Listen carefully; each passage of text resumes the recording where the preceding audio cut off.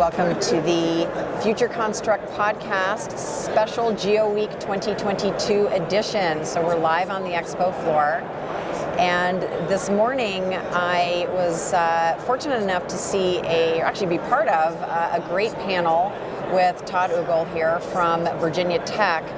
And you and your team shared an amazing project. But first, let's take a moment and just sort of introduce yourself and how did you land in this crazy industry, and how did you land at Virginia Tech? Sure, thanks, Amy. So I've worked at Virginia Tech for 22 years now, and I guess the story really is more about how I ended up doing the sorts of things we're doing now with VR and AR than how I got to Virginia Tech. I did my doctoral research in using virtual reality in education settings back in the late 90s, early 2000s, and have always wanted to continue doing research in that area.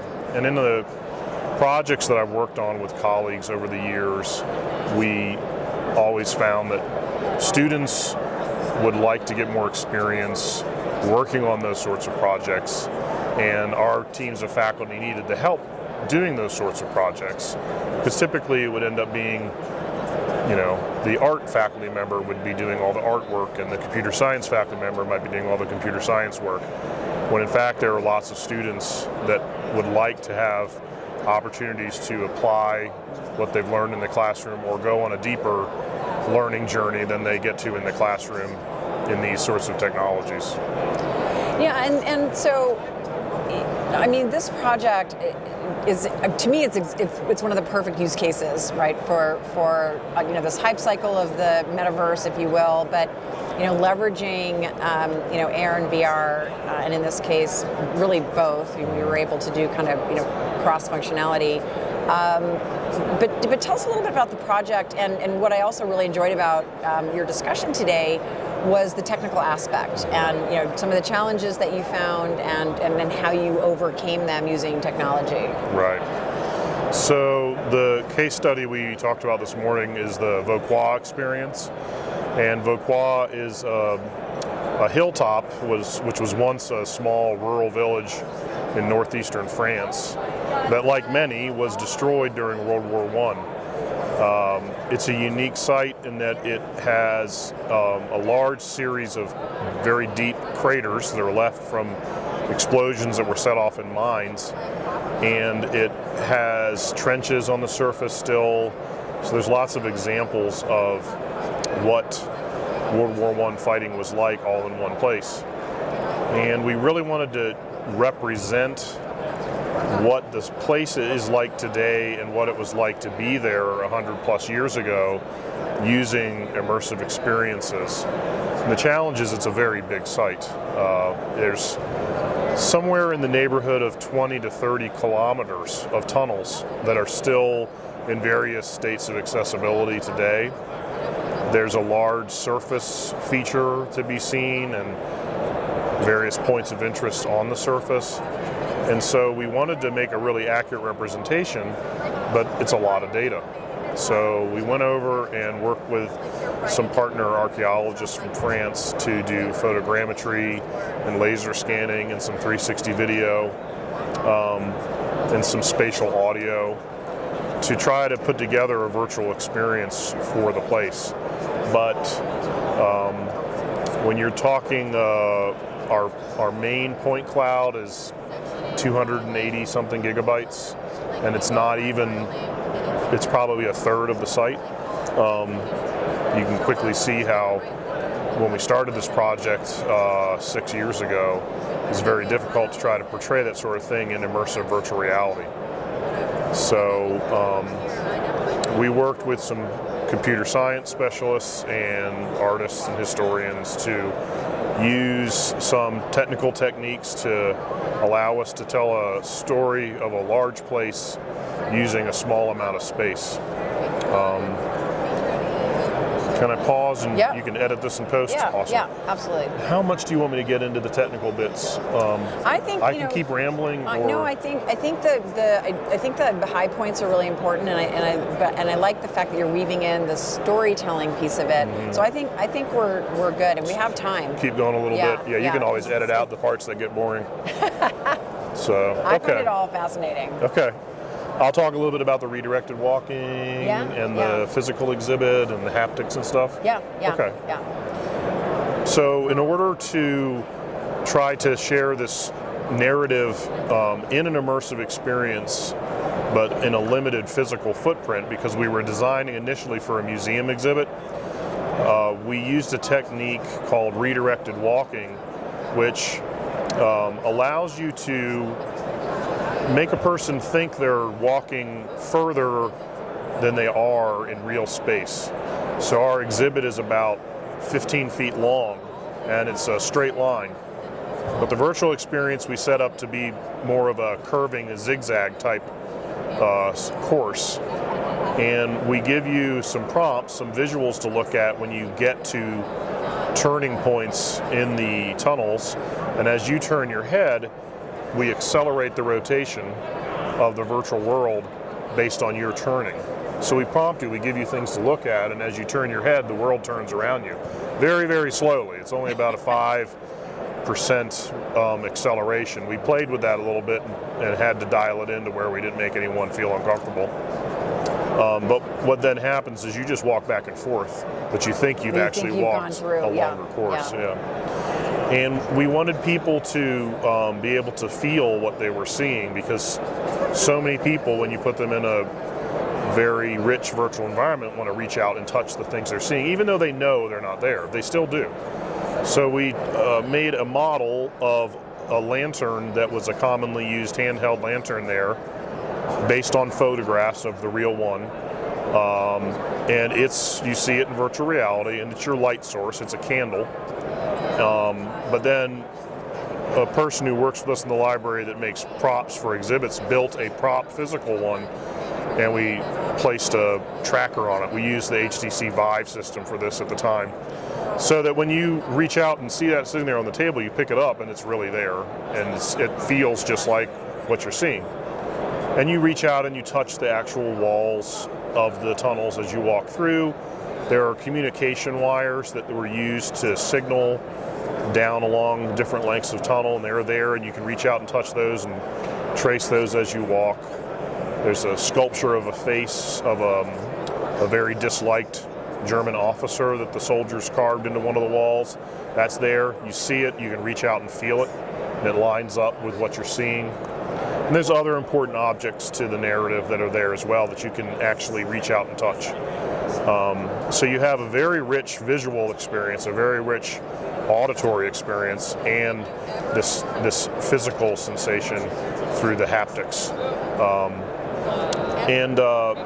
That was very successful, very well received, but from then we needed to make something that was more accessible, especially for schools. So initially they would use, in some of the schools in our area, just the VR experience without the physical props. But even that became impractical with COVID, because the classes couldn't go down to the computer lab and have 20 kids share a headset. So we built a WebXR social VR version of it, which the kids can use on a Chromebook. And what's wonderful about it is it actually let us expand the experience, because we weren't constrained to a physical exhibit. And they can go in groups with their teacher, they can ask questions, they can talk amongst themselves, and so on and so forth. I think the engagement too, as well, with that, and I remember you were talking about this morning. There was the storytelling piece where it's like, well, what happened to the? We have this underground story, but then what happened to the village and what happened to the people? And I think it's a way for us to experience history. And I'm gonna botch the Steve Jobs quote, where it's like you can't look forward, you can only look back, but. I think there is something really important about reconstructing some of these historical sites and historical cultures so that we can inform the future. Right. But I do want to come back and talk a little bit more about where you are today and some of the work you've continued to do, because this has been a long project and it's still going. But we're going to take a little moment to hear from our sponsors, and we will be back momentarily live from Geo Week 2022.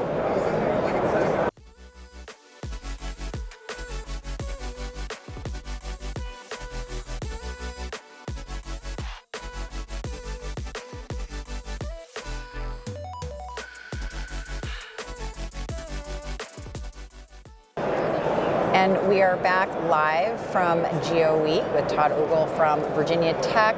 So, you gave us a little bit of a snapshot. I mean, it was an amazing project. And one thing that I was really impressed with is the looking at open source and leveraging open source wherever you can, and why that's so important. So obviously I'm bullish on it, but I'd love to hear your perspective, actually hands-on. Yeah, thank you. We've done a lot of work using commercial proprietary tools, and when it comes to the web, we attempt it to the best of our ability to use open source tools so that we have an accessibility factor, but B, the ability to customize and persist with the project, even if that organization that makes that software were to go away. So we're very, very excited about WebXR and different tools for building things in that. What we're using for this project and for a few others, in fact, is Mozilla Hubs. Mozilla Hubs is built on the WebXR standard, so it's HTML5, it's CSS, it's a few JavaScript libraries, and it's made by the Mozilla Foundation, but if they choose to stop developing it, the source code is out there on GitHub and anyone can continue to use it. And as I mentioned, we can customize it for different needs. We're working with an archaeologist in Belgium who would like to be able to provide tours of the sites that they work with, because archaeology depends a lot on outreach. And so we're looking at making some custom tools for that, so that a person can manage a group, for example. Kind of have a magical 1, 2, 3 eyes on me button. Yeah. With your elementary school. So I think we need that for everyone. I need that with my team on Zoom. Yeah. So come on, pay attention. Sure. And so then you had 2 former students who are now out there in the wild working in the industry, and you're working with Unreal 5 and a lot of tools. So you sort of came above ground. Some of the renderings that you shared of the village itself really looked fantastic, but it was not an easy process. Right. Yeah, we initially started out telling the story of the lived experience of the soldiers who were primarily living and fighting in these tunnels for the 4 years of the war. But we wanted to talk a little bit about the village that existed for 1,000 years before it was destroyed in World War I. And what happened to the people there? Where did they go? Were they able to come back? The answer of whether they're able to rebuild the village is no, obviously. There is a Vauquois today, but it's just a few houses and it's in a different place. Interesting. Yeah. So we had to work from historical records because there was no, we couldn't find anything about actual elevations at that time. We have elevations today, but it's vastly different from what it was. So we've done some map work, some period photographs, luckily, and paintings that give us a sense of what the place looked like, what some of the elevations looked like. And so, we're basically replacing what is lost in the Unreal Engine and basing that on these historical photographs and paintings and maps, and then looking at current photos of some of the landscape and plants and some of the villages themselves, because there are houses and buildings that survived the war in the area, and so they are examples of what sort of textures and things you work with. So using the Quixel Megascans library of textures and materials, and this, working with historians, we're able to put together as accurate a historical representation as we're able to of the buildings that were there, and it's really quite exciting because this happens quite a bit on different projects, but it's not been done for this place yet that I'm aware of. Putting back something that's long gone. Yeah. And so, how does one, for anyone who's listening, is it accessible? Can someone get a license to it? I mean, how do people access it? So that's another big benefit of our WebXR aspect of it. Is yes, it's just a website.